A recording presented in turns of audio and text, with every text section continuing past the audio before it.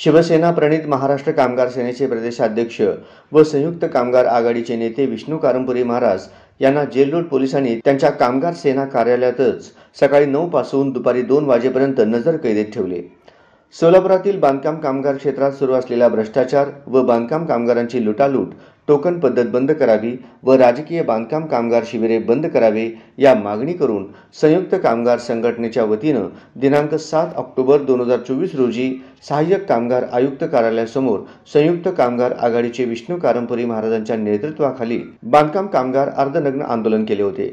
त्यावेळी कारंपुरी महाराजांनी आपल्या भाषणात मुख्यमंत्र्यांना भेटण्याची परवानगी द्यावा, अन्यथा आम्ही काळे झेंडे दाखवू असा इशारा दिला। त्यावरून पोलिसांनी 7 ऑक्टोबर रोजी रात्री 9:30 वाजता पोलीस स्टेशनला बोलावून प्रतिबंधात्मक कारवाईची नोटीस दिली।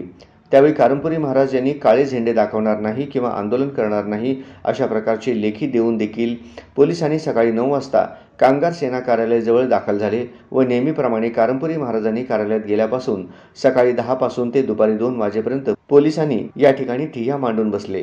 यावेळी कारंपुरी महाराजांनी पोलिसांना विनंती केली की मी काही करणार नाही, तरी ते ऐकले नाही। म्हणजेच त्या महाराष्ट्रातील गद्दार, लाचार व बेकारी सरकार शिवसेनेने इशारा दिल्यावर शिवसैनिकांच्या इशाऱ्याला घाबरून कार्यकर्त्यांवर व शिवसैनिकांवर दबाव तंत्र वापरण्याचा प्रयत्न करीत असल्याचे दिसून येते, असे कारंपुरी महाराजांनी पत्रकात नमूद केले आहे। मी विष्णू कारंपुरी महाराज, शिवसेना उद्धव बाळासाहेब ठाकरे पक्षप्रणित महाराष्ट्र कामगार सेनेचा प्रदेश अध्यक्ष व शिवसेना ठाकरे पक्ष सोलापूर महानगर प्रमुख,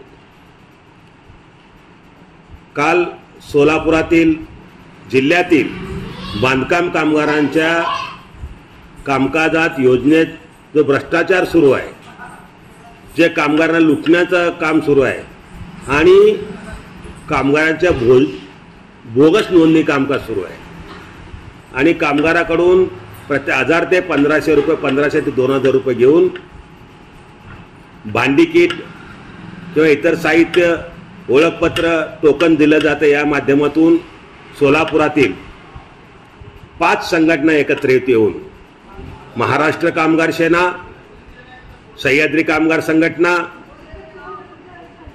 दलित पॅंथर सेना, भ्रष्टाचार विरोधी संघटना, त्याचबरोबर संघर्ष कामगार संघटना, या संघटनेच्या माध्यमातून सहाय्यक कामगार आयुक्त कार्यालयावर आमच्या मागण्यासाठी अर्धनग्न आंदोलन करण्यात आलं। यावेळी वक्तव्य करताना किंवा भाषण करताना मी इशारा दिला की माननीय मुख्यमंत्री साहेब सोलापुरात येत आहेत, त्यांना आम्हाला भेटण्याची रीतसर परवानगी द्यावी, अन्यथा त्यांना काळे झेंडे दाखवणार अशा प्रकारचा इशारा दिला। त्यावरून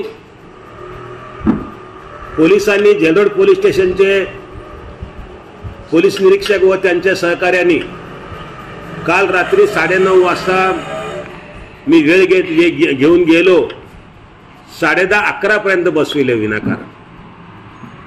त्यानंतर त्या ठिकाणी नोटीस दिला आणि त्या नोटिसाला मी बोलत असताना मी कुठल्याही प्रकारचे निदर्शन किंवा काळे झेंडे दाखवणार नाही असं म्हणत असताना देखील सकाळी बरोबर 10 वाजता या ठिकाणी त्यांचे जेल रोड पोलीस स्टेशनचे कर्मचारी, अधिकारी आलेत आणि दुपारी 2 ते 2:15 पर्यंत मला नजरकैदेत ठेवले। म्हणजे यावरून या गद्दार, लाचार आणि धोकाबाज सरकार किती या ठिकाणी दबावतंत्र करीत आहे।